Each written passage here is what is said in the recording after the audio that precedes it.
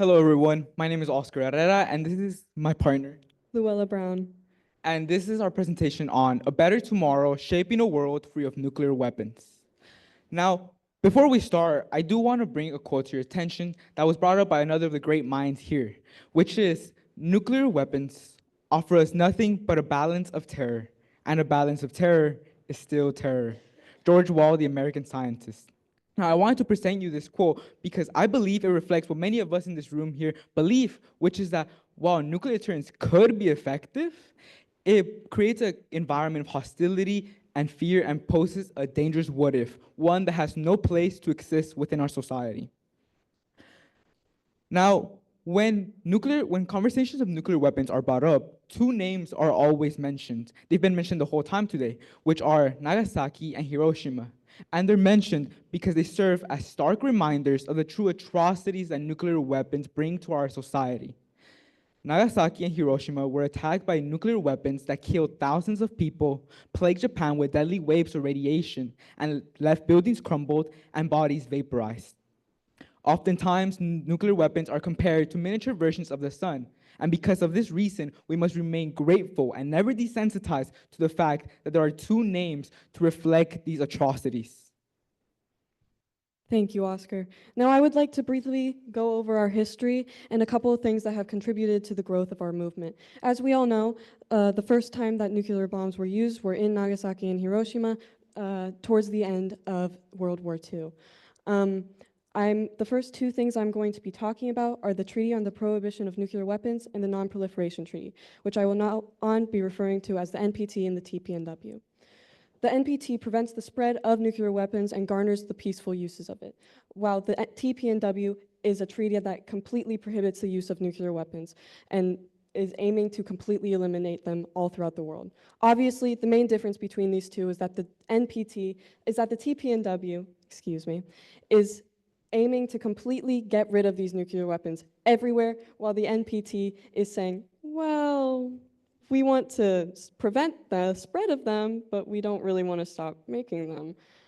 The next one that I'd like to talk about is the New START Treaty. This is a treaty signed between the United States and Russia to ensure the reduction of their nuclear arms between both parties. The US and Russia did agree to extend the treaty by 5 years, but shortly after, Russia declared that it was suspending the implementation of the New START Treaty, and since then, we have not been active in the reduction of our nuclear arms. Now, as my partner has mentioned, these treaties have improved international relationships and increased diplomacy. However, it is time to face a frightening reality, which is that our movement has become a little stagnant. And it's due to several factors, such as arsenal modernization occurring across nuclear armed states, rising tensions between said states, and competing global crises. For arsenal modernization, this is happening across nuclear armed states. And just to list some of them and some of the things they're doing, the United States has increased its budget up to at least $570 billion to use for modernizing and creation of nuclear weapons. Now, Russia has updated its nuclear doctrine to use nuclear threats against conventional attacks. And North Korea has developed new variants of intercontinental ballistic missiles. And just to repeat, this is some of the things some nuclear armed states are doing to modernize their arsenal. And this is all creating a dangerous arms race, one that poses great threat to everyone. Now, rising tension between states. This is occurring specifically between the United States and Russia. Their relationship has been deteriorating and often been criticized. The United States accused Russia of not complying with the New START Treaty, and like my partner said, this led Russia to suspend full participation of the treaty, which was criticized as a backtrack toward our movements. And the United States aiding Ukraine in the war against Russia was viewed by Putin and their generals as a direct threat to their sovereignty and lower trust within the West. Now, the current Trump administration pausing aid toward Ukraine was criticized as normalizing aggressive behavior, which is something that we can all agree should not be allowed to happen, because it could come to a point where we justify Russia dropping a nuclear weapon on the citizens of Ukraine. Now, for competing global crises, these have taken the attention of our movements, and for good cause. Just to list some, the COVID-19 pandemic of 2020 disrupted economic activity and led to the death of millions of citizens across the world. And because of that, countries focus on recovering this economy and on protecting their citizens. So some countries are still currently recovering from all the damages. But another global crisis is the climate change crisis. Temperatures continue to rise, and policies supported by superpowers of the world like the United States to boost fossil fuel production and the immense deforestation occurring in the Brazilian Amazon have only worsened this. Now, although our movement has reached great stagnation, it should not discourage us. If anything, it should be our call to action, our call to revive and strengthen this movement. Because if we revive this movement, it allows us to still have a world to live in the future. And if we strengthen it, it will allow these dreams of peace that we hold on so dear to us to be closer than ever to being a reality. Now, how do we carry this mission on? We do it by uniting all the youth, because we all unite, it returns attention to the movement and shows that we as the youth care about it, that we want this fixed. So in general, it will help us though when we are the diplomats and the politicians sitting at that table discussing what we want to fix in the world we are inheriting. To build off of my partner's last point, the youth plays a big role in growing our movement, and there are just a couple of things that we can do to contribute to this. The first point that I'd like to bring up is bringing presentations to universities and high schools. By bringing these presentations to these places, we are recruiting more people to our movement and growing it past lengths that has never reached before. We can also bring awareness to universities supporting the manufacturing of nuclear weapons because it directly contradicts their mission statements of peace. And for those of us living in the United States, we can contact our representatives and force them to talk about our movement in their meetings. By doing this, we can possibly get the respect and help from a large nuclear superpower and hopefully the others. To add on to this, education also plays a big role. And there are just a couple of ways that we can do this, especially with the younger population.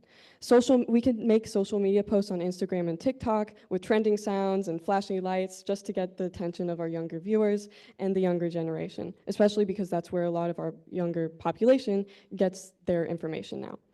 We can also, as stated before, make presentations in classrooms at high schools and colleges, encouraging schools to create their own CIF clubs and to attend more meetings and gain more attention for our mission. Thank you, Lola. Now that we've talked about what we as the youth could do to strengthen and revive this movement, I do want us to think for a second about something else, about our target for the future when it comes to this movement with nuclear energy. Because we all know the balance, promise, and peril nuclear energy brings, as it could be used for peaceful purposes, but also weaponization. So, is nuclear energy helpful? In my personal opinion, I think it is. In many cases, it helps power smaller and more populated countries where other sources of renewable energy like solar and wind power aren't as accessible. Other countries have also chosen to use this type of power because it has a smaller carbon footprint, and ultimately it's a safe and reliable source of energy in times of need like extreme weather conditions. We also use nuclear energy in our everyday lives, like in radiotherapy and PET scans in doctors' offices and food preservation services in other places. Thank you. However, let's explore the other side of this coin, which is that is it a clear temptation? Because the presence of nuclear energy infrastructure gives the ability to enrich uranium, which we all know is an easy pivot towards weaponization. Because although there are safeguards by international agencies, they lack enforcement. And in times of war, countries become radical, and they could make a quick transition. South Africa is an example of a country who had nuclear energy and was on the verge of using it for weaponization. Now, in general, nuclear weapons show prestige and political power, something that almost all countries crave. So if they have these facilities, why wouldn't they just use it to get it? Now, I want to remind you, as North Korea began with a civilian nuclear program, but they're now powerful nuclear armed states. So if nuclear energy is a clear temptation, then what should we do? I say we should rally support behind promoting a renewable energy source because it allows us to take away the temptation and the risk. It also helps combat climate change, another global crisis I mentioned. And in general, it will help foster global unity and cooperation because countries will no longer be competing for nuclear energy materials, and instead will be will be encouraged to share technology for renewable energy sources like solar and wind, because this cannot be used for weaponization. In general, some benefits of renewable energy sources are that it's sustainable. Uranium and plutonium, they are finite, and it's lower long-term cost in comparison to nuclear energy because it is pricey to create it and to dispose it. Thank you, Oscar. Now, I would like to go over a couple of points that we went over in the presentation, just to jog your memory a bit about what we spoke about. We talked about the NPT, TPNW, and the New START Treaty and how those helped move our movement along. We also talked about youth leadership and how we can grow our movement through advocacy.